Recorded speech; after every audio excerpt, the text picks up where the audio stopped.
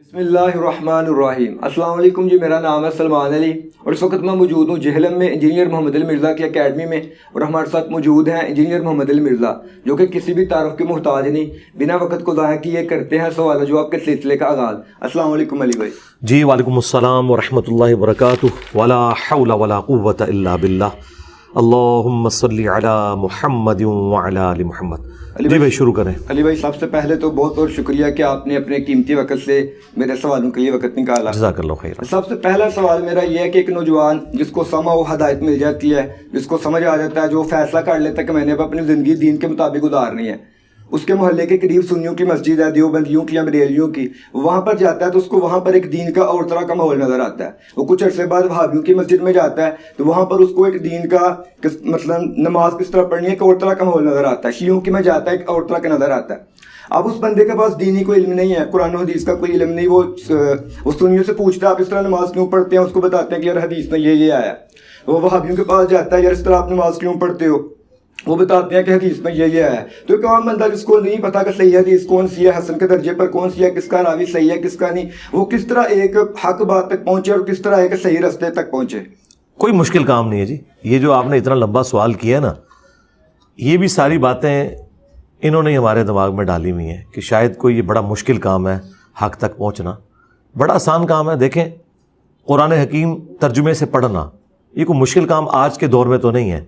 وہ جس مکتب فکر کی مسجد کے محلے میں پیدا ہوا یا جس گھر میں پیدا ہوا، وہ اسی فرقے کا ترجمہ پڑھ لے، اس سے یہ پتہ چل جائے گا کہ قرآن میں یہ لکھا ہوا ہے اور ہماری مسجد کے امام صاحب تو بالکل الٹ بتا رہے ہیں۔ مثلا بنیادی عقیدہ توحید، ایاک نعبد و ایاک نستعین، اس کے بعد کوئی گنجائش نہیں ہے۔ یہ آپ آیت کسی غیر مسلم کے سامنے بھی گورے کے سامنے رکھیں نا، وہ اس میں سے بزرگوں کا پکارنا کبھی نہیں نکالے گا۔ وہ کہے گا قرآن نے تو ہمیں یہی بتایا کہ ہم نے عبادت بھی اللہ کی کرنی ہے اور دعا بھی اللہ ہی سے مانگنی ہے، اور یہاں مدد سے مراد دعا مانگنا ہے۔ ایک تو وہ ظاہری اسباب ہیں، وہ تو قرآن میں ہے کہ آپ نے ایک دوسرے کی مدد کرنی ہے، وَتَعَاوَنُوا عَلَى الْبِرِّ وَالتَّقْوَى وَلَا تَعَاوَنُوا عَلَى الْإِثْمِ وَالْعُدْوَانِ۔ لیکن ایک ہے کہ غائب میں دعا کے لیے پکارنا، وہ صرف اللہ کے ساتھ خاص ہے۔ تو میرا خیال ہے یہ جب توحید کا ٹیسٹ وہ دیکھے گا نا تو اسے خود ہی اکثر فرقے نظر آئے گا کہ قرآن کے خلاف جا رہے ہیں، اور سب سے بڑی بات وہ اپنے ترجموں کی روشنی میں جا رہے ہیں اس کے خلاف۔ اب اس کے بعد وہ بحث کسی سے نہ کرے، وہ جب کسی عالم سے یا کسی امام مسجد سے بات کرے گا تو اسے 2 منٹ میں اندازہ ہو جائے گا کہ یہ بغیر دلیل کے بات کر رہا ہے۔ یہ کہنا کہ وہ بھی یہ کہتے ہیں، بھائی اس طرح کہنے سے کچھ بھی نہیں ہو جاتا۔ دنیا میں ایسے معاملات نہیں چلتے کہ کسی کے کہنے پہ یا آواز اونچی ہو جائے۔ مثلا میں کہتا ہوں کہ جی یہ ٹیبل جو ہے وہ 3 فٹ چوڑا ہے، آپ کہتے ہیں نہیں یہ 3 کلومیٹر ہے۔ ایک تو یہ ہے کہ جس کی لمبی داڑھی ہے، جس کی آواز اونچی ہے، اس کی بات مان لی جائے۔ دوسرا طریقہ ہے کہ آپ یہاں پہ رکھیں ایک میئرنگ ٹیپ اور اسے ماپ لیں۔ تو قرآن و سنت میئرنگ ٹیپ ہے اسلام کی، اس کے مطابق چلیں۔ تو یہ بات تو لوگ کرتے ہیں کہ جی ان کے پاس بھی حدیثیں ہیں، جی ان کے پاس بھی آیتیں ہیں، کوئی کسی کے پاس کچھ بھی نہیں ہے سوائے اس کے کہ جو حق کے اوپر چل رہا ہے۔ وہ جب آپ کو دکھائیں گے آپ کو پتہ چل جائے گا۔ باقی جو آپ نے ضعیف اور صحیح کی بات کی، دیکھیں اہل سنت وہ ہیں جو قرآن کے بعد سب سے افضل کتابیں بخاری مسلم کو مانتے ہیں۔ بخاری مسلم کی صحت کے اوپر امت کا اتفاق ہے اہل سنت کا۔ شاہ ولی اللہ دہلوی جو محدث اعظم مانے جاتے ہیں بریلویوں کے ہاں، دیوبند کے ہاں، اہل حدیث کے ہاں، اور بلکہ مجدد مانے جاتے ہیں 12ویں صدی ہجری کے، انہوں نے حجت اللہ البالغہ میں لکھا ہے کہ بخاری مسلم کی تمام احادیث جو متصل ہے وہ قطعی الصحت ہیں، اور بخاری مسلم سے دشمنی رکھنے والا اہل بدعت اور اہل سنت سے خارج ہے۔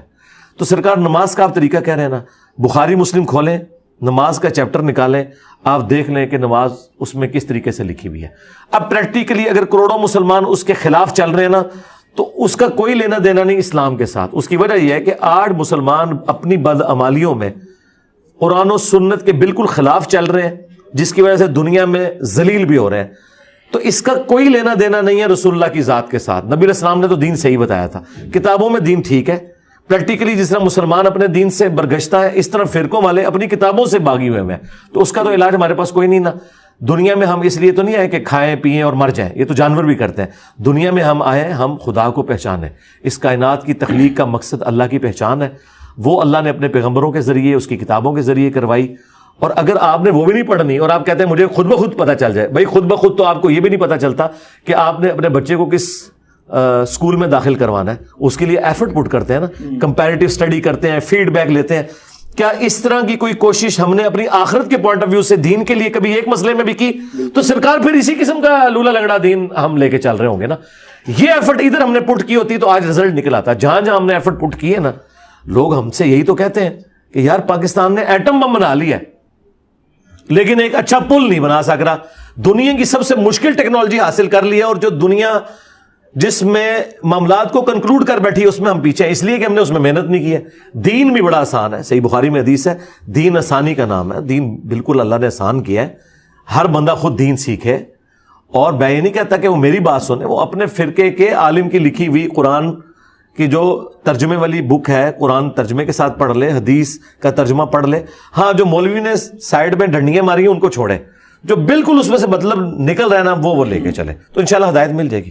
اچھا علی بھائی, اگلا کوسچن میرا اسی کے متعلق ہے کہ آپ جس طرح آپ کہتے ہیں, ڈاکٹر اسرار کہتے ہیں کہ قرآن مجید کو سمجھ کر پڑھنا چاہیے, لیکن اگر ہم دیکھیں تو دنیاوی علم بھی کوئی بھی ہم استاد کے بغیر حاصل نہیں کرتے. ایک بندہ جس نے قرآن کبھی عربی کے علاوہ اردو میں پڑھا ہی نہیں, وہ جب پڑھنے کی کوشش کرے گا تو وہ کیسے قرآن کے ان فلسفوں تک پہنچے گا جس طرح آپ پہنچے یا بڑے بڑے عالم پہنچتے ہیں, تو وہ تو پھر اس طرح علم حاصل کر ہی نہیں سکتا قرآن پاک سے. دیکھیں نہ میرا پہنچنا, ایون ڈاکٹر اسرار کو کیا علماء نے عالم مان لیا, جس نے آدھی دنیا کو قرآن سکھا دیا ہے. جتنے بھی قرآن کے اس وقت اسٹوڈنٹس ہیں نا جو قرآن کی دعوت دے رہے ہیں, اس میں سے آدھے سے زیادہ ڈاکٹر اسرار صاحب کے متاثرین ہیں, میں بھی ان میں شامل ہوں. اچھا, اس کو تو وہ کہتے ہیں یہ عالم ہی نہیں ہے. تو اس کا مطلب یہ ہے کہ مولویوں کا گیر لگا ہوا ہے الٹا. ہم نے اس کا سلوشن دے دیا ہے. ہم نے کب یہ کہا ہے کہ آپ نے خود سے قرآن کا ترجمہ کرنا ہے؟ ہم نے کبھی یہ بھی نہیں کہا کہ آپ عربی سیکھ کے خود ترجمہ کریں. اس کی وجہ یہ کہ آپ عربی سیکھ کے بھی ترجمہ کریں گے نا, وہ یہ کہیں گے کہ آپ کو کیا احمد بریلوی سے زیادہ عربی آتی ہے؟ آپ کہیں گے نہیں, تو انہوں نے آپ کا ترجمہ تو ماننا ہی نہیں ہے. تو ہم نے آپ کا یہ سارے کا سارا جو معاملہ ہے نا, اس کو ختم کر کے ہم ڈائریکٹ آپ کو احمد بریلوی صاحب سے اگر قرآن پڑھوا دیں تو بات ختم ہوگی نا. یعنی ہم کب کہہ رہے ہیں کہ آپ ہم سے قرآن پڑھیں یا آپ خود عربی سے ترجمہ کریں؟ ہم کہہ رہے ہیں نہیں, آپ اعلیٰ حضرت احمد بریلوی صاحب جو فوت ہو چکے ہیں 1921 میں, آپ ان سے قرآن پڑھیں, ان کی قبر پہ جا کے نہیں. وہ ترجمہ جو آپ کو تھما گے آپ کی زبان کے اندر, کیونکہ آپ کتنی بھی عربی سیکھ لیں ان سے اچھی تو نہیں عربی جانتے بقول ان کے. اگر آپ دیوبندی ہیں تو آپ اشرف تھانوی صاحب کا ترجمہ پڑھ لیں, آپ ان سے زیادہ عربی تو نہیں جانتے. تو آپ ویل انوینٹ نہ کریں, ویل انوینٹ ہوا ہوا ہے. صحابہ کرام کے ساتھ بھی یہی تھا, انہیں ترجمہ کروانا نہیں پڑا, ان کی زبان میں تھا. تو قرآن بھی جب اردو میں احمد بریلوی نے کر دیا یا اشرف تھانوی نے کر دیا تو ان سے زیادہ کوئی عربی جانتا نہیں ہے. انہوں نے آپٹیمل ترجمہ کیا ہے جو ایک بندے کی ریکوائرمنٹ تھی. ہم نے کبھی نہیں کہا کہ آپ علماء سے نہ پوچھیں, ہم یہ کہتے ہیں علماء سے پوچھیں یہ لکھا کہاں ہوا ہے, اپنے ترجمے سے ہی دکھا دو. یہ تو قرآن میں بالکل واضح ہے. سورہ توبہ میں اللہ تعالیٰ نے فرمایا بالکل اینڈ پہ جا کے, یہ نہیں ہو سکتا کہ ہر شخص ہی جا کے علم دین حاصل کرے, چاہیے یہ کہ ہر قبیلے میں سے چند لوگ اٹھیں جو علم دین حاصل کریں اور لوگوں کو سکھائیں. تو ہم بھی یہی کہتے ہیں چند لوگ ہی اٹھیں گے. بھائی اگر یہ ہر بندہ ہوتا تو یہ امت مل کے ایک ڈاکٹر اسرار اور پیدا کر دیتی, ایک احمد دیداد اور پیدا کر دیتی, ایک مودودی اور بنا دیتی. تو وہ تو گاڈ گفٹڈ لوگ ہیں جن کو اللہ تعالیٰ نے یہ صلاحیتیں دی ہیں. سب لوگ نہیں ایسے ہوں گے, چند لوگ ہوں گے وہ سکھائیں گے, باقی لوگوں نے سیکھنا ہے. ہاں یہ ان کا رائٹ ہے کہ وہ پوچھیں کہ کہاں لکھا ہوا ہے, ٹھیک ہے, اس کو آپ نے فالو کرنا ہے ٹیکسٹ کو. ٹھیک ہے. اچھا اگلا میرا جی صاحب جو کوشچن ہے وہ یونیورسٹیز کے متعلق ہے کہ جس طرح یونیورسٹیز میں یہاں ہمارے ہاں کو ایجوکیشن ہے تو ینگ لڑکے ینگ فیمیل ٹیچر سے پڑھتے ہیں اور وہاں پر کوئی اس طرح کے پردے کا انتظام نہیں ہوتا. تو ایسی صورتحال میں جو نوجوان بندہ جو دین پر چلنا چاہتا ہے وہ چاہ کر بھی نہیں چل پاتا, کہیں نہ کہیں آ کر معاملہ خراب ہو جاتے ہیں. تو یہاں پر کس طرح اپنے آپ کو بچایا جا سکتا ہے اور ٹھیک کیا بچانے کا حل صرف یہ ہے کہ آپ نے اپنی نظروں کی حفاظت کرنی ہے, اور تو کوئی سولوشن نہیں ہے. باقی تو اگر میں پرائم منسٹر ہوں یا پالیسی میکر ہوں تو میں تو کو ایجوکیشن کو ہی ختم کر دوں. اور دیکھیں ابھی ہمارے جیلم شہر کے اندر بھی جو اے پی سی کالج ہے, پہلے وہ لڑکوں لڑکیوں کا اکٹھا تھا کچھ سال پہلے, مجبوراً اب ان کو بھی ارادہ کرنا پڑا کیونکہ لوگ پھر اپنے بچے داخل نہیں کرواتے تھے. وہ کہتے تھے ماحول ایسا ہو گیا, تو اب بالکل سکون ہو گیا. تو اب دنیا لرن کر رہی ہے یہ چیزیں. پاکستان میں بھی اب جس طرح فاطمہ جناح میڈیکل کالج ہے وہ پیورلی لڑکیوں کا, یہ ہونا چاہیے. اب جہاں آپ پھنس گئے ہوئے ہیں اور اب آپ کے پاس کوئی اور چارہ نہیں ہے تو آخری حل تو بھائی نگاہوں کی حفاظت ہے. اس کے علاوہ میرے پاس کوئی سولوشن نہیں ہے. یہ گورنمنٹ کے کرنے کے کام ہے, ہم تو صرف سجیسٹ کر سکتے ہیں. ہاں آنکھوں کی حفاظت آپ کر سکتے ہیں, وہ آپ حتی الامکان کریں اور اپنے معاملات کو آگے لے کے چلیں. اور باقی اتنا بھی کوئی آسان نہیں ہوتا. یہ نہیں ہے کہ جو آپ کو فیمیل ٹیچر پڑھانے کے لیے آئی ہوئی ہے تو وہ جتنے بھی اس کے اسٹوڈنٹ ہیں ان کے ساتھ وہ فری ہو جائے گی. نہیں, ایسے نہیں ہوتا. ایون جو بچے اسکولوں میں اسکول لیول سے کالج تک جن مسوں کے پاس وہ پڑھ رہے ہیں نا, وہ جوان ہو کے بھی ان مسوں کو ایک اپنے ٹیچر کی نظر سے ہی دیکھ رہے ہوتے ہیں. وہ نیگیٹو انٹینشن ان کے دماغ میں نہیں آتی ہے. وہ اگر آئے بھی تو اپنی نگاہوں کی حفاظت کریں. اس کے بغیر تو کوئی چارہ نہیں ہے نا جی. اور تو کوئی طریقہ نہیں میرے پاس کہ میں آپ کو کوئی ایسا وظیفہ بتا دوں کہ آپ بچ جائیں. بچنا تو آپ نے نگاہوں کی حفاظت سے, جو قرآن میں واضح حکم ہے کہ مومن مردوں سے فرماؤ کہ اپنی نگاہوں کو نیچا رکھیں, اور مومنہ عورتوں سے کہو کہ اپنی نگاہوں کو نیچا رکھیں. اچھا علی بھائی, یونیورسٹی میں لڑکے اور لڑکیوں کی دوستی بڑی کامن چیز ہے, اور یہ اتنی کامن ہے کہ اکثر اب لوگ اس کو غلط بھی نہیں سمجھتے. اور وہ جو لڑکا اور لڑکی دوست ہوتے ہیں وہ کہتے ہیں کہ ہماری انٹینشن بالکل ٹھیک ہے, ہماری نیت ٹھیک ہے. اور دوسرا کہ کچھ تو خود کو بہن بھائی بھی کہتے ہیں. اور مرد اور عورت کی دوستی کے بارے میں بالخصوصیت جو یونیورسٹی میں پائی جاتی ہے, اسلام اس کے متعلق کیا کہتا ہے؟ بہن بھائی تو کوئی نہیں کہتے, جھوٹ بولتے ہیں. بوائے فرینڈ اور گرل فرینڈ کہتے ہیں. بہن بھائی والے تو ہم نے آج تک نہیں دیکھے. یونیورسٹی میں ہم نے وہ شاید آپ کو منہ بند کرنے کے لیے مولویوں کے وہ بہن بھائی کہہ دیتے ہیں نا, تو اور یہی کرتے ہوں گے نا. بہن بھائی والا چکر کوئی نہیں ہے. اور دوسری بات یہ ہے کہ اس طرح کی دوستیاں یونیورسٹی میں سروائیول کے لیے کوئی ضروری تو نہیں ہے. مجھے بتائیں, آپ کی یونیورسٹی میں جو تبلیغی جماعت کے اسٹوڈنٹس ہیں یا دعوت اسلامی کے اسٹوڈنٹ ہیں, کیا انہوں نے بھی لڑکیوں کے ساتھ دوستیاں کی ہوئی ہیں؟ نہیں کی. تو وہ بھی تو سروائیو کر رہے ہیں نا. ہم اپنی یونیورسٹی میں وہاں بھی لڑکیاں پڑھتی تھی, ہمیں تو پتہ نہیں لڑکیاں پڑھتی بھی تھی کہ نہیں. لیکن وہ کہتے ہیں ہماری نیت ٹھیک ہے, ہم غلط. اب اس طرف آ جائے نا, پہلی بات تو ختم ہوگی نا. جو کہتے ہیں ہماری ضرورت ہے کوئی نہیں, ٹھیک ہے. اب وہ رہے نیت ٹھیک ہے, تو بڑا ان کو آسان جواب دیں کہ آپ اپنی سسٹر کی دوستی جو ہے نا یہ فلاں لڑکے کے ساتھ کرواؤ اچھی نیت کے ساتھ. تو وہ اتنی موٹی موٹی گالیاں آپ کو نکالے گا, تو اسے کو تمہارے سوال کا جواب تمہیں مل گیا. بھائی اسلام میں اس طرح کی کوئی پاکیزہ دوستی نہیں ہے. یہ بالکل پلید دوستی ہیں, یہ خطوات شیطان ہے, شیطان کے راستے ہیں. انہیں پاکیزہ دوستی کا نام دینا جہالت ہے, اللہ سے بغاوت ہے. جی, جامع ترمذی میں حدیث ہے, سنن نسائی الکبریٰ میں, کہ جہاں دو اجنبی مرد و عورت ہیں تیسرا شیطان ان میں ہوتا ہے. ٹھیک ہے جی. سنن ابن ماجہ میں حدیث ہے, تم نے کوئی محبت کرنے والے میاں بیوی سے بڑھ کر نہیں دیکھے ہوں گے. اسلام میں اگر دوستی ہے نا تو میاں بیوی کی ہے بس. اس کے بعد کوئی دوستی میل فیمیل کی نہیں ہے, سیدھی سی بات ہے. تو اس لیے یہ اس قسم کی باتیں کرنا یہ صرف ان کی جہالت ہے. انہیں کو اگر یہ چیزیں تھیں تو اسلام میں نگاہیں جھکانے کا حکم کیوں ہے؟ یہ چھپی دوستی کے خلاف قرآن اور احادیث کے اندر کیوں چیزیں وارد ہوئی ہیں؟ اور پھر یہ نکاح کا حکم اور یہ تمام کی تمام چیزیں, پورا سیکس ڈسپلن جو آیا ہوا ہے وہ کس لیے آیا ہوا ہے؟ وہ اسی لیے آیا نا کہ اللہ تعالیٰ نے ایک پوٹنٹ جذبہ رکھا ہے سیکس کو. فرائڈ نے تو ابھی آ کے آپ کو بتایا نا, قرآن تو پہلے نمبر پہ کہہ رہا ہے زُيِّنَ لِلنَّاسِ حُبُّ الشَّهَوَاتِ مِنَ النِّسَاءِ. جتنی مزین کی گئی ہیں شہوات ان میں پہلے نمبر پہ عورتیں ہیں. مردوں کے لیے عورتیں, عورتوں کے لیے مرد. اور اب تو دنیا نے کنکلوڈ کر لیا ہے کہ اس طرح کی چیزوں کے رزلٹ کیا نکل رہے ہیں. اور مجھے بتائیں, یہ جو اس قسم کی جوڑیاں بنتی ہیں ان میں سے کتنے لوگ کامیابی کے درجے تک پہنچتے ہیں؟ کچھ بھی نہیں ہوتا. کوئی اکا دکا چیزیں نکلتی ہیں. اور بعد میں بھی ذرا ہماری اکیڈمی میں فون آتے ہیں نا طلاق کے مسائل کے لیے, 90% وہ کہتے ہیں لو میرج کی تھی, 90% کیسز کے اندر. تو یہ ایک ڈیلوژن میں زندگی گزار رہے ہیں. اللہ تعالیٰ نے ہدایت دے, بس اس سے زیادہ تو ہم کچھ کہہ نہیں سکتے. اچھا جی, میرا جو تعلق ہے وہ فارمیسی کی فیلڈ سے, اور ہمارے جو اکثر سینئر پاس آؤٹ ہوتے ہیں تو ان کو حکومت کی طرف سے ایک لائسنس ایشو ہوتا ہے جس کو استعمال کرتے ہوئے وہ اپنی فارمیسی یا میڈیکل سٹور اوپن کر لیتے ہیں. لیکن اکثر فارماسسٹ کیا کرتے ہیں کہ وہ اس شعبے میں نہیں آتے, لیکن ان کے پاس وہ جو لائسنس پڑا ہوتا ہے وہ کسی ایسے بندے کو سیل کر دیتے ہیں, رینٹ آؤٹ کر دیتے ہیں, اس سے ماہانہ یا سالانہ پیسے لیتے ہیں, جس کے پاس تو لائسنس نہیں ہوتا لیکن اس کے پاس 5-10 سال کا ایکسپیرینس ہوتا ہے. تو کیا یہ لائسنس ایشو کرنا, ان کو رینٹ پہ دینا جائز ہے؟ یہ حرام ہے, اور یہ پتہ چل جائے تو لائسنس کینسل ہو جاتا ہے, پتہ ہے آپ کو. ہاں, تو جب قانوناً ایک جرم بنایا گیا اور لائسنس کینسل ہو جاتا ہے تو آپ بجائے سوال پوچھنے کے ان ساروں کی لسٹ بنا کے نا اپنی اس آرگنائزیشن کو دیں, جس طرح ہماری ہے پاکستان انجینئرنگ کونسل ہے. انجینئرنگ کی فیلڈ میں بھی یہی ہوتا ہے کہ انجینئرز اپنے اس طرح کے جو سرٹیفکیٹس ہیں نا انجینئرنگ کونسل کے, وہ لوگوں کو بیچتے ہیں, گھر بیٹھے وہ تنخواہ کھا رہے ہیں, دھوکہ کر رہے ہیں, غرر کر رہے ہیں. اگر آپ پوچھیں کہ اس کی قرآن و سنت میں دلیل کیا ہے, سورہ بنی اسرائیل میں ہے کہ عہد کو پورا کرو, عہد کے بارے میں تم سے پوچھا جائے گا. وہ جو آپ کا سرٹیفکیٹ ہے وہ عہد ہے آپ کا, آپ اس عہد کو بیچ رہے ہیں, توڑ رہے ہیں, آپ مجرم ہیں. مسند احمد میں حدیث ہے جو اپنا عہد پورا نہیں کرتا اس کا کوئی دین ہی نہیں ہے. تیسرا آپ جھوٹ بول رہے ہیں, چوتھا آپ غرر اور دھوکہ دے رہے ہیں. ٹھیک ہے, صحیح مسلم میں حدیث ہے کہ गुनाह वो जो तेरे दिल में खटके और तू इस बात से डरे कि लोगों को पता ना चल जाए, उसके तहत भी ये गुनाह है। जामे तिरमिज़ी में हदीस है, हसन इब्न अली कहते हैं नबी अलैहिस्सलाम ने मुझे नसीहत की थी, जो चीज तुम्हें शक में डाल दे उसे छोड़ दो। ये शक नहीं है तो यकीनन झूठ है और फ्रॉड है, तो ये इनकी कमाई भी हराम है।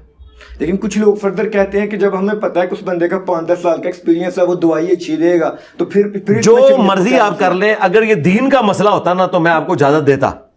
दीन में हर बंदा दाई है। बल्लिगु अन्नी वलौ आया, सही बुखारी की हदीस पहुंचा दो मेरी तरफ से, ख्वाह एक आयत ही आती हो। कुरान में है कुंतुम खैरा उम्मतिन उखरिजत लिन्नास, तुम बेहतरीन उम्मत हो जो लोगों के नफे के लिए निकाले गए हो, नेकी का हुक्म देते हो, बुराई से रोकते हो।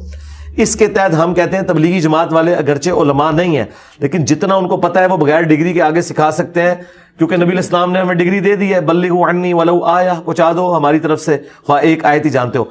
लेकिन ये रूल डॉक्टरी की फील्ड में, इंजीनियरिंग की फील्ड में अप्लाई नहीं होता। वहां ये जुर्म है, वहां आप ये नहीं कर सकते।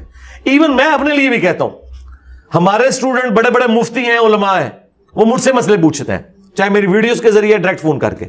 इसके बावजूद मैंने कभी कोई फतवा नहीं जारी किया, ना कोई अपना मैंने कोई लेटर बनाया जिसपे मैं लिख के दूं। इसलिए मैं कहता हूं कि कानूनन ऑथराइज है उलमा। निकाह तलाक के इशू आते हैं, हम उनके पास भेजते हैं, मसला बता देते हैं, क्योंकि वो तो हमारी जिम्मेदारी है। उसके बाद फतवे के लिए हम वहां भेजते हैं कि आप जाएं, उनसे रिटर्न में आप फतवा ले लें, और जो ये फतवा देगा वो सही फतवा दे रहा है, जो दूसरा दे रहा है वो गलत है, आप उसे ना लें। ये हम जरूर बताते हैं। तो ये काम तो हम नहीं करते, हालांकि हमें अल्लाह के नबी ने डिग्री दी हुई है, उसके बावजूद हम सिर्फ दीनी मसला बताते हैं। वो ये करे कि जिनके पास इस तरह की डिग्री है ना, और वो खुद इस तरह का काम करें, किसी दूसरे को ऑथराइज इसलिए ना करें कि कानूनन ये जुर्म है। हाँ, अगर कानून ये कह दे, जिस तरह हमारे इदारों में भी होता है कि मैट्रिक के साथ अगर आपका 10 साल का एक्सपीरियंस है ना, तो वो आपको डिप्लोमा होल्डर जो फ्रेश है ना उसके इक्विवेलेंट जॉब दे देते हैं।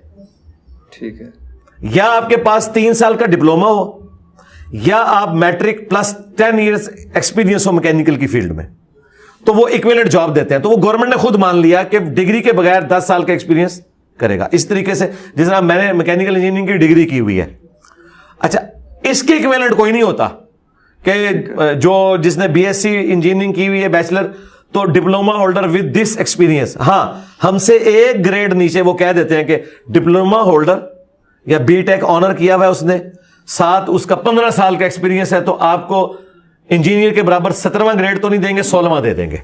ठीक है। तो अगर इस तरह का कोई रूल गवर्नमेंट बनाए ना तो फिर तो दुरुस्त है, और अगर गवर्नमेंट नहीं बनाया हुआ तो ये गलत इसलिए है कि आप लोगों का हक मार रहे हैं। यहां किसी और को बैठना था, इस वजह से आपने उनका हक भी मारा ना। हम कहते हैं, जो लोग कहते हैं जी हमने टॉप किया, पोजीशन हासिल की, लेकिन बाद में मैंने रिश्वत दे के जॉब ली, तो मैं ये कहूंगा कि रिश्वत दे के जॉब तुम नहीं ले सकते। उसकी वजह यह कि जॉब के लिए सिर्फ डिग्री रिक्वायरमेंट नहीं थी, वो एंट्री टेस्ट भी रिक्वायरमेंट था। हो सकता है तुम उसमें फेल हो जाओ, फिर तुम क्या करोगे? तुम इसको बुनियाद बनाओगे? नहीं, जब तक वो सारी रिक्वायरमेंट नहीं है।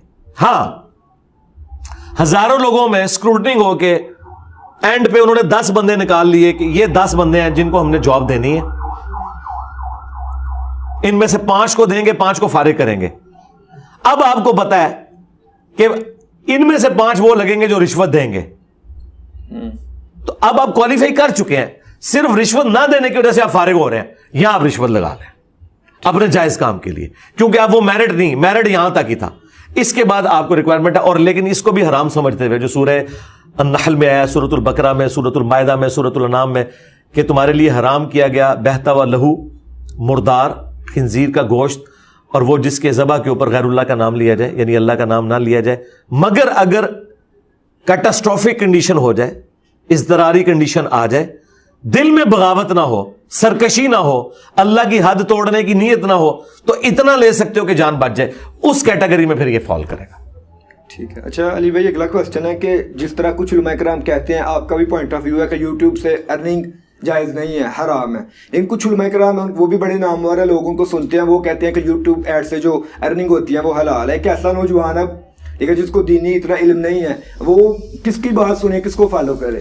मेरा ख्याल है किसी की सुनने की जरूरत ही नहीं है, उसको खुद ही पता है। मुझे बताएं, इस वक्त प्लेनेट अर्थ पे कौन सा मुसलमान नौजवान है जो ये कहता है कि अपने घर में बेपर्दा औरतों का डांस दिखाकर इसकी कमाई हलाल है? ये कौन सा मुफ्ती है जिसने ये फतवा दिया है? कोई भी नहीं देता।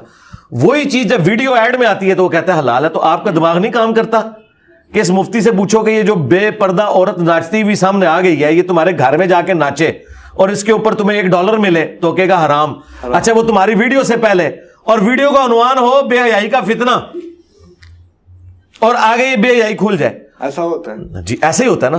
تو دیکھ لینا جی لوگ ان کی عزت کر رہے ہیں کیا. دوسرا جس مفتی کی آپ بات کر رہے ہیں اسی فرقے کے سب سے بڑے مفتی نے جس کو وہ حضرت تقی عثمانی کہتا ہے ان تو فتویٰ دیا کہ حرام ہے. اور میں نے جو فتوے کی بات کی ہے نا وہ میں نے ویڈیو ایڈز کی بات کی ہے. ویڈیو ایڈز کی جے پی جی میں نے مطلقاً کبھی یوٹیوب کی کمائی کو حرام نہیں کہا نہ یہ میرا موقف ہے کہ مطلقاً کمائی حرام ہے ایسا نہیں. میں ویڈیو ایڈز کی بات کرتا ہوں. ظاہر ہے کہ میں اگر آپ کے پاس اس کی کوئی جسٹیفیکیشن موجود ہے تو آپ مجھے بتا دیں کہ ہاں. اب آپ وہ کہتے ہیں ہم اسکروٹنی کریں گے. او بھائی اسکروٹنی کیا کرو گے. صابن کا اشتہار تو حلال اشتہار ہے نا. بالکل. تو صابن میں وہ کسی مرد کو منہ دھوتے ہوئے دکھاتے ہیں یا عورت کو. تو مجھے بتائیں اب میں آپ کو کیسے کہہ دوں. یہ اسی طریقے سے میں اسی مفتی سے کہوں کہ تیرے گھر میں ایک عورت پبلک کو بال کھول کے منہ دھو کے دکھائے اور اس کے عوض تجھے ہر دفعہ منہ دھونے کا $1 ملے اوکے گا جی توبہ کدھر مروان لگے منو یہی کہے گا نا. تو یہ تو تیری ویڈیوز میں ہو رہا ہے. تو انجینئر صاحب اگر ہم اسی اصول کو دیکھیں تو جو ہم صابن گھروں میں استعمال کرتے ہیں شیمپو کرتے ہیں ان پر بھی تو ایسے ہی نامحرم عورتوں کی تصویریں بنی ہوئی ہیں نا. یہ بات الگ ہے. تصویریں بنی ہوئی ہیں نا. ان تصویروں کی آپ نمائش کر کے کوئی پیسے تو نہیں کما رہے. آپ نے تو صابن پیسے دے کے خریدا ہے اور آپ نے قیمت دی صابن کی. صابن آپ کی بیسک نیڈ تھی. ساتھ انہوں نے تصویر آپ کو فالتو میں تھما دی. انہوں نے تھمائی آپ کو. آپ نے اس تصویر کے پیسے نہیں دیے صابن کے دیے. ہاں اگر آپ تصویریں خریدنے جا رہے ہیں وہ حرام ہے. وہ جو ساتھ انہوں نے لگایا وہ پھاڑ کے پھینک دے. یہ تو بالکل ڈفرینٹ چیز ہے. دو مختلف. یہ پتہ کیا مثال ہے. یہ اسی طریقے سے ہے کہ انجینئر صاحب جب ہم گندگی کے ڈھیر کے پاس سے گزرتے ہیں تو آٹومیٹکلی کچھ بیکٹیریاز ہمارے سانس کے ذریعے اندر چلے جاتے ہیں. لہٰذا میں نے نیت کی ہے کہ آئندہ سے میرے امرود میں جب بھی کیڑا نکلے گا میں ڈائریکٹ کھا لیا کروں گا. یہ کوئی مانے گا اس بات کو. یار جس چیز کو آپ اوائڈ کر سکتے ہیں اس کو تو اوائڈ کریں. جس کو آپ اوائڈ نہیں کر سکتے آپ نہ کریں. مثلا میں نے کبھی کسی کو کہا ہے کہ یوٹیوب پہ آپ نے جو ویڈیوز چڑھائی ہوئی ہیں آپ نے مونیٹائز نہیں بھی کیا ہوا اس کے باوجود جو سائڈ پہ جو سجیشن میں گندی ویڈیوز آ رہی ہیں اس کی وجہ سے یوٹیوب استعمال کرنا ہی حرام ہے. یہ میں نے کبھی کہا. مجھے پتا تھا کہ یہ اوائڈ نہیں ہو سکتا. تو ادھر میں کہہ رہا ہوں نا کہ یہ ہمارے اختیار میں نہیں لیکن جو میرے اختیار میں ہے ٹھیک ہے وہ تو میں پھر کروں گا. کل کو خدا نہ خواستہ یوٹیوب یہ پابندی لگا دے کہ یوٹیوب پہ کوئی ویڈیو اپلوڈ ہی نہیں کر سکتا جب تک کہ ویڈیو ایڈ نہ چلے ٹھیک ہے تو پھر میں قطعاً نہیں کہوں گا کہ یوٹیوب جو ہے وہ استعمال کرنا حرام ہے. اس وجہ سے میں کہوں گا نہیں یہ دعوت کا موڈ ہے رہ گی یہ غلطی اس کا وبال ان کے اوپر ہوگا لیکن کمائی پھر بھی میں حلال نہیں کہوں گا. یہ ذہن میں رکھیے گا. کمائی حرام ہوگی. پھر میں آپ کو وہی کہوں گا کہ جس طرح جی پی ایف فنڈ کے ساتھ جو زبردستی کا سود لگ جاتا ہے اس کو علیحدہ کریں اور اوریجنل پرنسپل اماؤنٹ اپنے پاس رکھیں اور باقی بغیر ثواب کی نیت کے آپ دے دیں. تو میں آپ سے یہ کہوں گا کہ وہ جو آپ نے حرام کی کمائی ہے آپ کی وہ بغیر ثواب کی نیت کے کسی مولوی کو دے دیں یار. چلو اچھا تھوڑے دن پہلے عمران خان صاحب گرفتار ہوئے تو ان کی جو ٹیم کے یا ان کے جو پارٹی کے کارکنان ہیں وہ پروٹیسٹ کرنے کے لیے نکلے. اب اس دوران کچھ نوجوان اپنی زندگی کی بازی ہار گئے اور سب کو وہ کہا جا رہا ہے کہ یہ لوگ شہید ہیں انہوں نے جہاد کرتے ہوئے اپنی جانیں دی ہیں. تو کیا یہ لوگ شہید ہیں؟ کس کے خلاف جہاد کیا؟ کافروں کے؟ پتہ نہیں اب کس کے نہیں آپ بتائیں نا. دیکھیں آپ سوال کر رہے ہیں نا تو آپ کو سوال پورا پتہ ہونا چاہیے. یعنی وہ نوجوان جو شہید ہوئے ہیں وہ کافروں کے خلاف لڑتے ہوئے میدان جنگ میں شہید ہوئے ہیں. کہتے ہیں میں نے ایک ویڈیو دیکھی تھی کسی پی ٹی آئی کارکنان کی اس نے کہا تھا کہ اس وقت عمران خان کو نبی کا درجہ حاصل ہے اور جو اس کے ساتھ دے رہے ہیں کارکنان وہ صحابہ ہیں آج کے دور کے اور یہ یزیدیوں کے خلاف لڑ رہے ہیں. نہیں ایک منٹ ادھر ہی رک جائیں.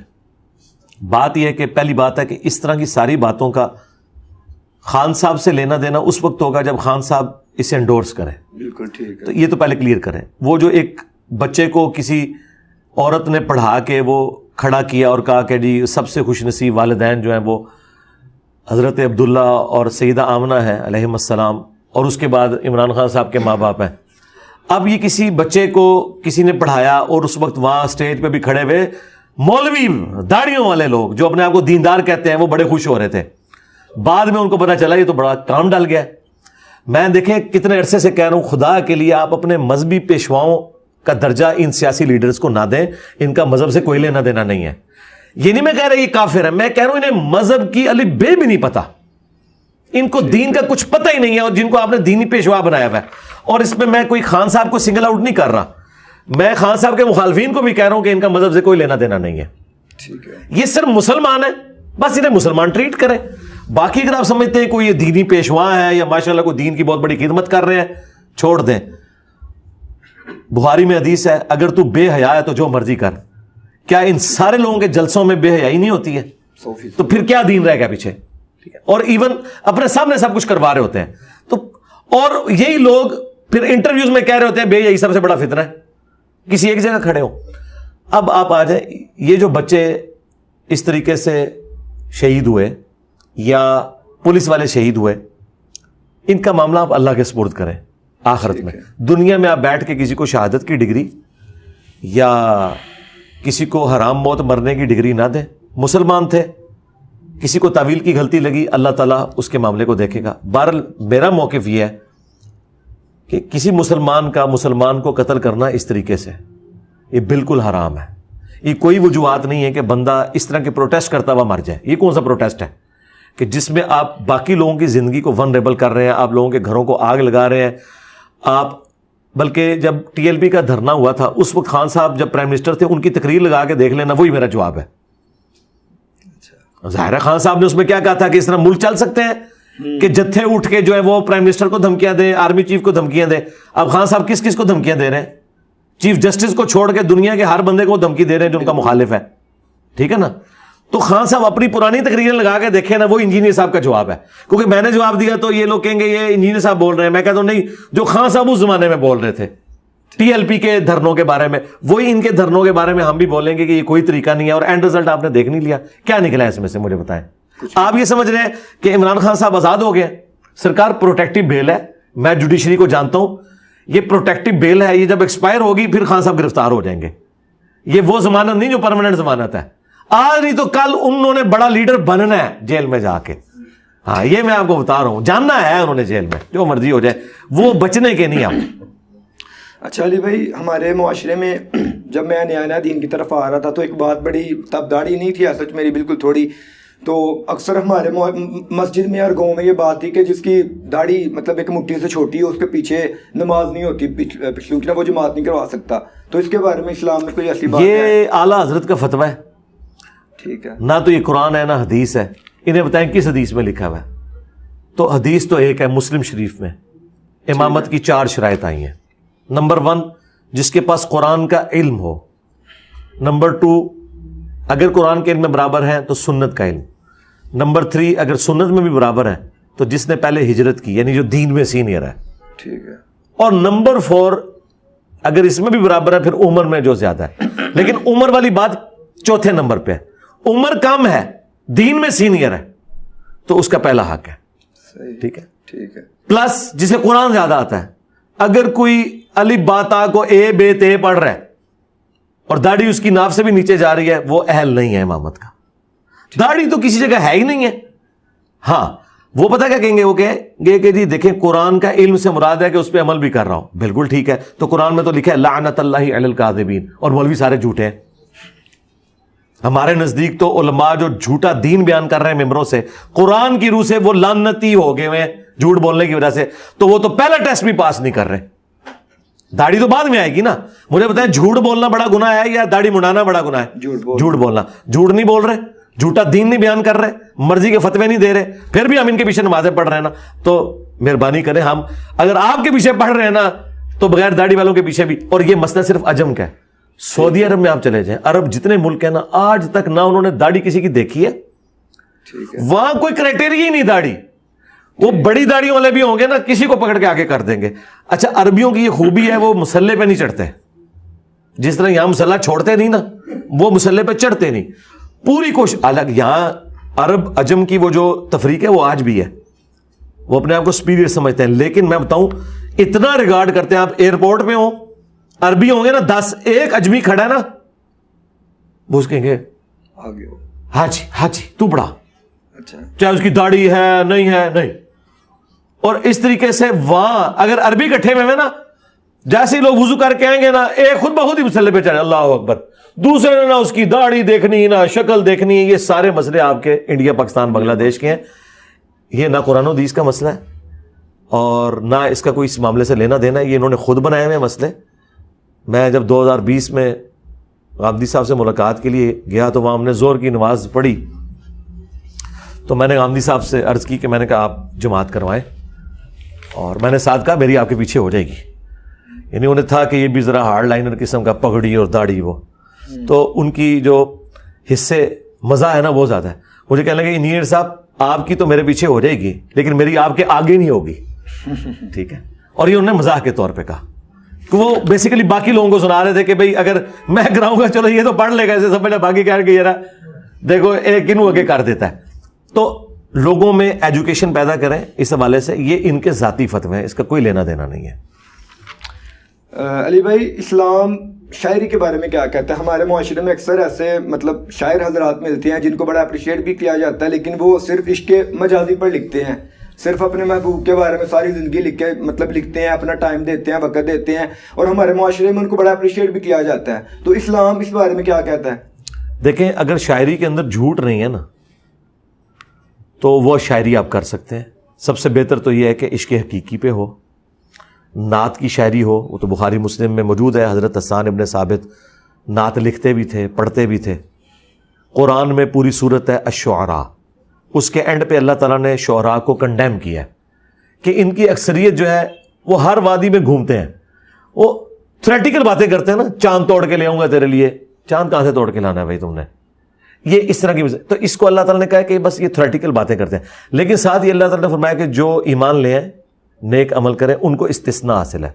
یعنی اگر اچھی شاعری ہے, جس طرح ڈاکٹر اقبال نے کی ہے, فیض احمد فیض کی شاعری مجھے بہت پسند ہے, ہم بھی دیکھیں گے, بڑی اچھی انقلابی شاعری ہے جس سے کوئی معاشرے میں کوئی بہتری آ رہی ہے. اس طرح کی شاعری, یہ حقیقت بات ہے کہ شاعری جو ہے وہ جادو کا سا اثر رکھتی ہے.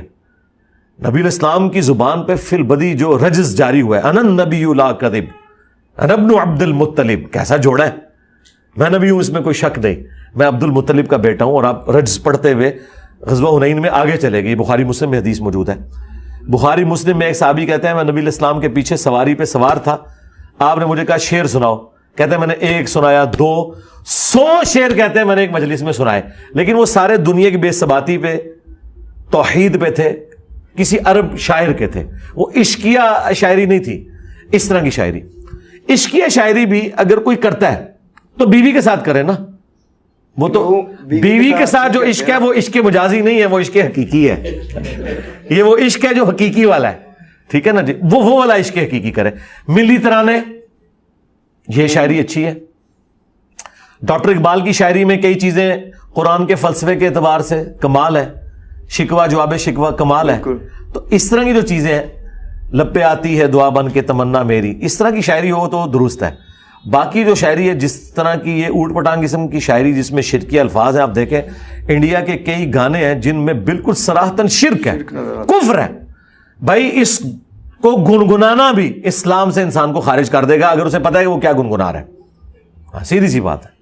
اچھا علی بھائی, تب میرا ذرا جس ماحول میں پلا بڑا ہوں وہ تبلیغی جماعت کا ذرا ماحول ہے. تو ہمارے اپنے میں نے گھروں میں دیکھا ہے کہ جو ہمارے مرد, جو میرے کزنز لگے ہوئے ہیں تبلیغی جماعت ساتھ, وہ اپنے مطلب اپنی وائفس کو یا اپنی بہنوں کو بھی ساتھ نا, جو عورتوں کی جماعت بنا کے پراپر کسی گاؤں میں, وہ کسی گاؤں میں بھیجتے ہیں. پھر وہ جا کے جو تبلیغی جماعت کے ساتھ بندہ اٹیچ ہوتا ہے اس کے گھر میں جا کے ٹھہرتی ہیں, اور سمجھتے ہیں کہ پوچھنے پر میں نے پوچھا کہ آپ ایسا کیوں کرتے ہو, تو وہ کہتے ہیں کہ یہ مطلب بھیجنا بڑا ضروری ہے, اس طرح مردوں کی نکلنا ضروری ہے, عورتوں کی نکلنا بھی ضروری ہے. تو آپ اسلام اس بارے میں کیا کہتا ہے؟ ٹھیک ہے, جائز ہے یہ, لیکن محرم کے سفر کے ساتھ ہو. بخاری مسلم حدیث ہے کوئی عورت بغیر محرم کے سفر نہ کرے 3 دن کا. وہ 3 دن سے مراد وہ ڈیوریشن کے پوائنٹ آف ویو سے بات ہو رہی تھی. تو اگر ان کے محرم ان کے ساتھ جا رہے ہیں, جیسے تبلیغی جماعت میں بہت سیکس ڈسپلن کمال کا ہے. کسی زمانے میں تو چھوٹے بچے بھی جاتے تھے, بعد میں جب کوئی واقعات رپورٹ ہوئے تو وہ بھی انہوں نے بندی لگا دی کہ ینگ بچے بھی اس وقت جائیں گے جب ان کا بڑا بھائی یا باپ ساتھ ہوگا. تو میں سمجھتا ہوں تبلیغی جماعت نے جتنا زبردست اپنا ڈسپلن کیا ہوا ہے نا سیکس کے پوائنٹ آف ویو سے, مکمل پردہ ہے ان کی عورتوں کا, اور اس میں وہ محرم کے بغیر سفر نہیں کرتی, اپنے خامدوں کے ساتھ جاتی ہیں, تو یہ ایک بہت اچھا عمل ہے اور اس کی ضرورت ہے. میں تو سپورٹ کرتا ہوں اسے. صرف ہمیں اختلاف ہے ان کے اس کورس کے ساتھ کہ فضائل اعمال کی بجائے نا قرآن و سنت پڑھ کے سنایا کریں. لیکن وہ کہتے ہیں فضائل اعمال کے اندر بھی حدیثیں پڑھتے ہیں نا. حدیثیں تو نہیں, وہ ساتھ واقعات بھی تو پڑھتے ہیں نا کہ ایک سید صاحب 12 دن تک بغیر وضو کے, یعنی ایک ہی وضو سے ساری نمازیں پڑھتے تھے. یہ کہانیاں نہ پڑھیں. اور فضائل صدقات وہ تو ہے ہی سارے کے سارا فراڈ ہے. اساطیر الاولین وہ بھی جھوٹے. ٹھیک ہاں ٹھیک. فضائل اعمال میں تو پھر بھی کوئی قرآن و حدیث موجود ہے. فضائل صدقات نیری کہانیاں نے, وہ صوفیوں کی کتاب ہے. اچھا جی بھائی, موسیقی کے بارے میں اور جو لوگ گانا گاتے ہیں اس کے بارے میں, غامدی صاحب کے بعد میں نے جو سب سے سافٹ اوپینین دیکھا ہے وہ آپ کا ہے. یعنی آپ کہتے ہیں کہ حلال اور حرام نکاح میں فرق ہی گانے کا ہے. تو آپ اس بات کو صرف اتنا کر کے چھوڑ دیتے ہیں, اس کے بعد وضاحت کریں کہ مطلب جس طرح کے آج گانے چل رہے ہیں. میں وضاحت کروں تاکہ میرے اسٹوڈنٹ جو ہے وہ ناچنا گانا شروع کر دیں. اس کی وضاحت مطلب اس طرح آدھی بات گمراہی پیدا کرتی ہے نا. پورا نہیں, گمراہی نہیں پیدا کر رہی.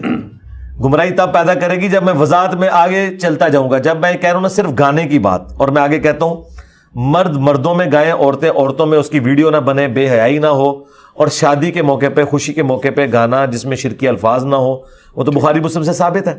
ٹھیک ہے, اور گانا ایک اناؤنسمنٹ کا ذریعہ ہے.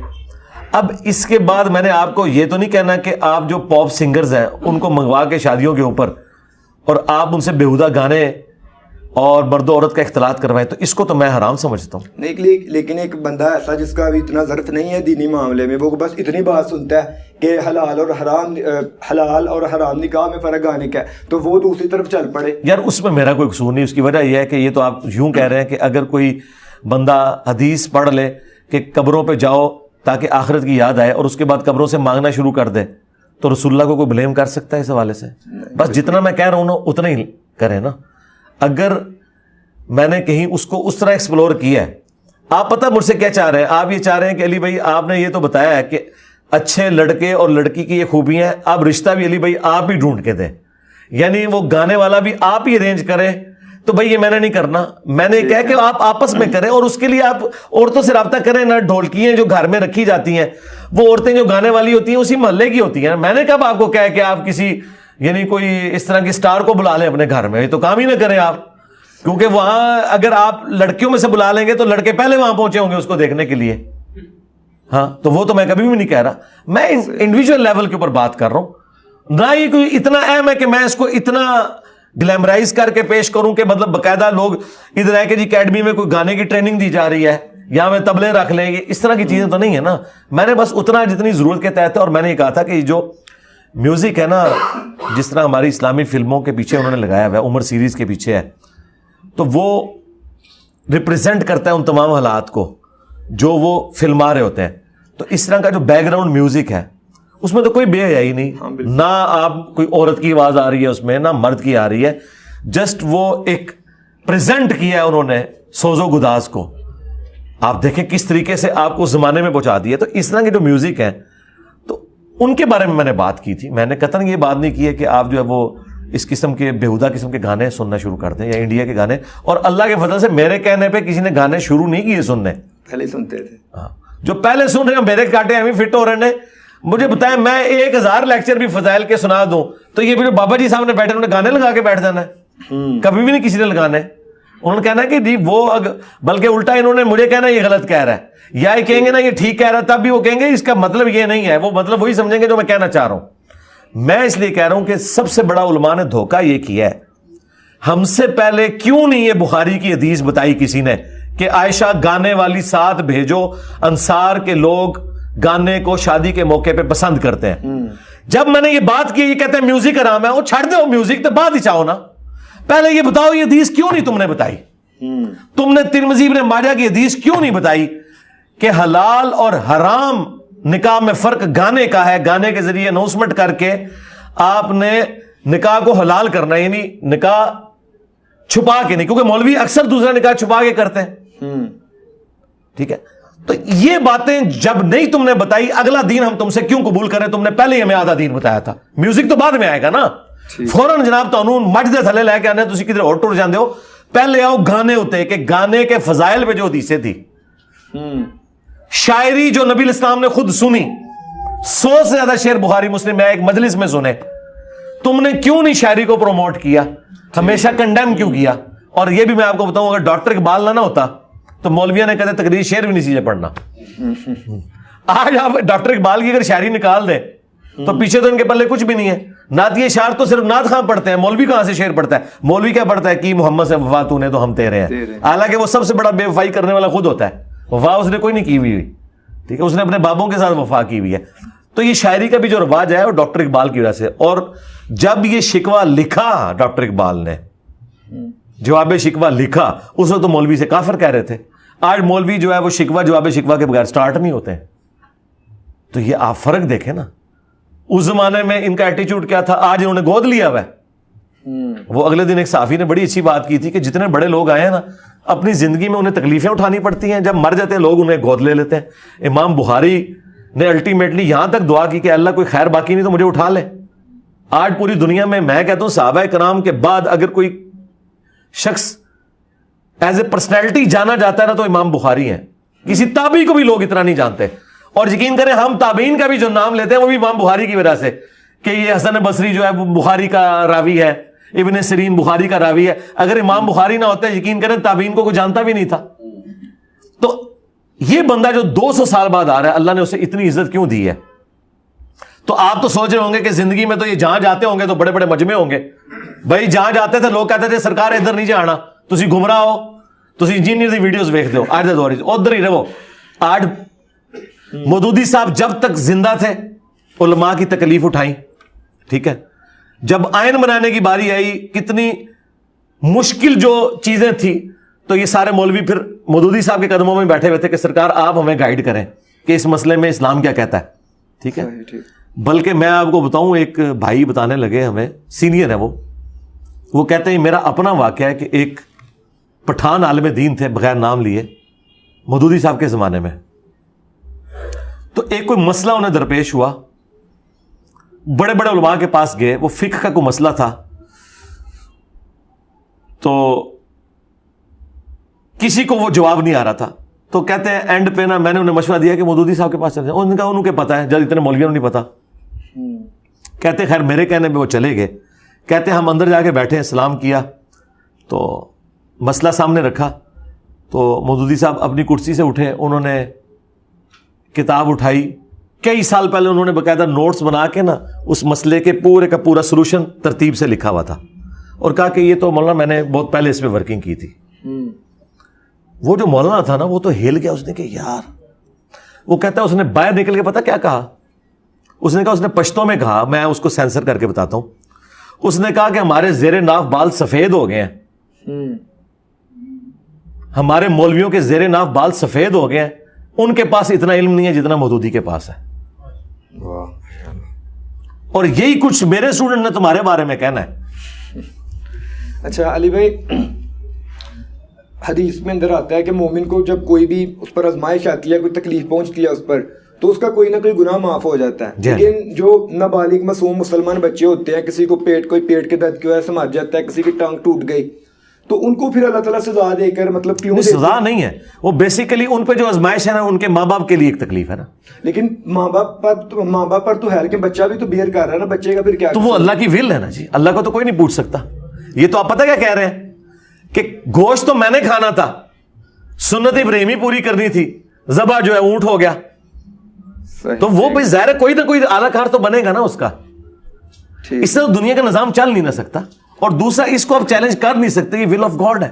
اب مجھے بتائیں, اللہ تعالیٰ چاہتا تو بنے بنائے نوجوان بچے آسمان سے زمین پہ نازل ہو سکتے تھے, لیکن اللہ نے عورت کو پریگنینسی کی تکلیف سے گزارا, پھر اس کا حق رکھا. یہ سب کچھ ول آف گاڈ ہے. اس طرح کے جتنے کوسچنز ہیں ان کا جواب قرآن میں ہے, لا یسأل عما یفعل وہم یسألون. اللہ کو کوئی پوچھ نہیں سکتا کہ اس نے ایسا کیوں کیا, اللہ سب کو پوچھ سکتا ہے. ول آف گاڈ جو ہے نا, اس کے آگے ہم کچھ نہیں کر سکتے. اس کی وجہ یہ ہے کہ اللہ نے کوئی نہ کوئی اپنے لیے ماڈل تو بنانا تھا نا. صحیح, ٹھیک. اللہ نے یہ ماڈل بنایا کہ میں نے مرد و عورت کے ذریعے اولاد کو چلانا ہے. اگر اللہ تعالیٰ چاہتا تو یہ بھی کر سکتا تھا کہ مردوں کے ذریعے مرد چلاتا آگے, عورتوں کے ذریعے عورتیں آگے چلتی. اب آپ کہیں گے نہیں یہ کیوں ہوا, انصاف تو یہ ہے کہ ایک دفعہ عورت پریگنینسی کی تکلیف کاٹے, دوسری دفعہ مرد کاٹے, یہ بھی کچھ. لیکن دنیا نے آج مانا ہے, آج بھی جناب عورتوں کے اولمپکس کی گیمز الگ ہوتی ہیں, مردوں کی الگ ہوتی ہیں. اگر تم کہتے ہو مرد و عورت برابر ہیں, تو عورتوں کی ہاکی کی ٹیم کا مقابلہ مردوں کی ہاکی کی ٹیم سے کیوں نہیں کرواتے ہو؟ اس لیے نہیں کہ تمہیں بھی پتا ہے کہ یہ برابر نہیں ہے.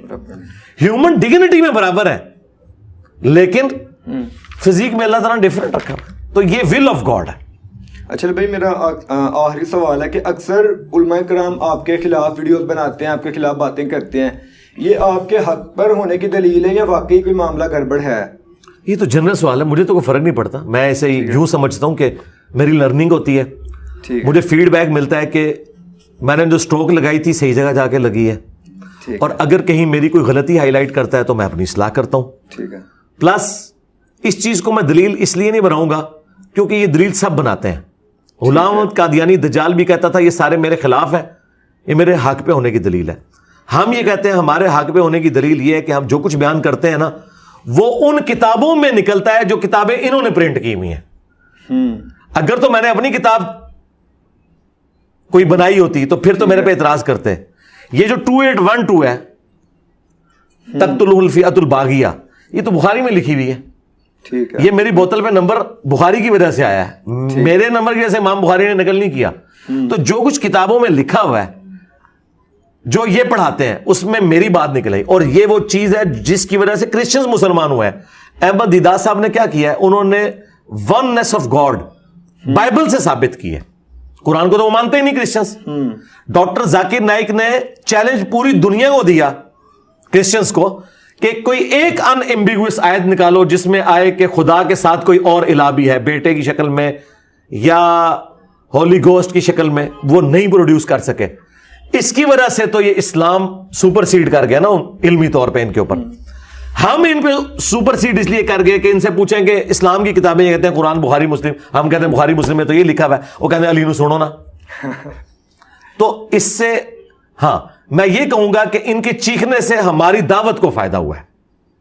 ہمارے حق پہ ہونے کی دلیل ان کا چیخنا نہیں ہے, ہمارے حق پہ ہونے کی دلیل یہ ہے کہ قرآن و سنت میں ہمارے دلائل موجود ہیں, ان کے پلے شاہی کوئی نہیں ہے. یہ حق پہ ہونے کی دلیل ہے. کیونکہ میں بھی جب 2-3 سال پہلے نیا دین کی طرف ریورٹ ہوا تھا اور مجھے آپ کا تعارف ہوا لائف سیشن میں نے بتایا, تو مجھے یہی کہا گیا تھا کہ اس بندے کو لانچ کیا گیا جس کو آپ نے اس کو سننا نہیں, تبلیغی جماعت ساتھ تھا میں تب, امیر صاحب نے کہا تھا, تو اس سے آپ نے بچ کے رہنا ہے. لیکن بعد میں جب میں نے سنا تو پھر اللہ تعالیٰ, تو آپ مجھے بتائیں کہ پھر جب آپ نے سنا تو آپ کو یہ پتہ چل گیا ہوگا کہ مجھے لانچ کس نے کیا ہے.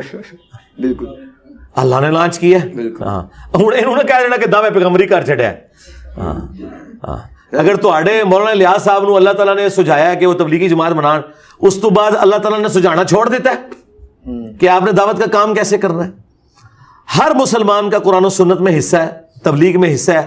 اللہ تعالیٰ اسے کوئی نہ کوئی ایسی بات سجھائے گا کہ وہ حکمت کے ساتھ دین کے معاملات کو آگے لے کے چلے گا. دیکھیں ڈاکٹر اسرار صاحب کو اس وقت سمجھ آ گیا کہ ریٹن میں کتابیں لکھنے کا کوئی فائدہ نہیں ہے, ویڈیوز ریکارڈ کرو. حالانکہ ان کے استاد تھے مودودی صاحب. مودودی صاحب نے پوری دنیا میں عزت کمائی ہے لکھ کے, لیکن وہ زمانہ اور تھا, اس وقت لکھائی چلتی تھی. لیکن انہی کا اسٹوڈنٹ لکھ نہیں رہا. انہوں نے کہا میں نے دیکھا کہ میں لکھ بھی لوں نا, مودودی سے بڑا رائٹر میں نہیں بن سکتا, تو بہتر یہ ہے کہ جو مودودی صاحب نے لکھا اور جو میں نے ان سے سیکھا میں اسے ویڈیو میں ریکارڈ کرواؤں. آج دیکھیں ڈاکٹر اسرار کی وجہ سے مودودی صاحب کا لوگوں کو تعارف ہو رہا ہے, مودودی صاحب کی وجہ سے ڈاکٹر اسرار کا تعارف نہیں ہو رہا. تو at the end of the day Maududi صاحب کو کتنا فائدہ ہوا کہ ان کے ایک اسٹوڈنٹ نے اس میں ویلیو ایڈیشن کی, ہم نے مزید ویلیو ایڈیشن کی, قرآن و سنت کے ریفرنسز لگا دیے, ضعیف روایتوں کو سائڈ پہ کیا. مولانا اسحاق صاحب نے خلافت و ملوکیت کا وہ مقدمہ لڑا ہے جو میں سمجھتا ہوں کہ اس امت کا ادھار تھا 1200 سال سے, جو اکیلے بندے نے اتارا ہے, مولانا اسحاق صاحب. مولانا مودودی نے کام کیا, لیکن مولانا اسحاق صاحب نے جس طرح اسے پریزنٹ کیا ہے نا وہ اس سے بیسٹ ورژن تھا. لیکن میں نے اس کام کو ایک ایک حدیث کے نمبروں کے ساتھ اس کے ایپیکس کے اوپر پہنچا دیا الحمدللہ. تو آنے والے شخص کو چاہیے کہ بجائے وہ ویل انوینٹ کرنے کے نا ویلیو ایڈیشن کرے. اس طرح دنیا ترقی کرتی ہے. اب میں کہوں, مجھے لوگ کہتے ہیں تفسیر لکھو, بھئی میں تفسیر کیوں لکھوں, مودودی صاحب نے لکھ دی. میں یہ کروں گا کہ میں مودودی صاحب کی تفسیر پڑھوں گا, میں ابن کثیر پڑھوں گا, میں ڈاکٹر اسرار کی تفسیر سنوں گا, پھر میں قرآن کی تفسیر بیان کروں گا اور دیکھوں گا کہ جہاں جہاں کراس ریفرنسز مودودی صاحب سے مس ہوئے یا ڈاکٹر اسرار سے مس ہوئے یا ڈاکٹر اسرار صاحب کمزور روایتیں بیان کر کے میں وہ بیان نہ کروں, میں اس سے بہتر بخاری مسلم سے احادیث بیان کروں. میں نے 344 لیکچرز کے اندر قرآن کی ریکارڈنگ کروا دی ہے. آپ ابن کثیر باقی ساری تفسیر اٹھا کے دیکھیں, اتنی زیادہ نہ کسی نے حدیثیں ڈسکس کی ہوں گی نہ ماڈرن مسائل ڈسکس کیے ہوں گے. ابن کثیر آپ کو نہیں بتائے گا یہ کہ علم غیب کا عقیدہ کیا ہے, کیونکہ اس کے زمانے میں نہیں تھا. وہ آپ کو نہیں بتائے گا کہ حاضر و ناظر کیا ہے. میں جب بولوں گا آیات کے اوپر میں ایک ایک گھنٹے میں وہ سارے مسئلے سیٹل کروں گا. میں آج کے دور کا انسان ہوں نا, تو میرے بعد بھی آنے والے جب نئے مسئلے پیدا ہوں گے تو اللہ تعالیٰ نئے بندے اٹھا دے گا اپنے. علی بھائی بہت بہت شکریہ، بہت شکریہ، آپ نے اپنے قیمتی وقت سے ہمارے سوالوں کے لیے وقت نکالا. جزاک اللہ تعالیٰ آپ کو جزائے خیر عطا فرمائے. آمین آمین. جزاک اللہ. وعلیکم السلام ورحمۃ اللہ.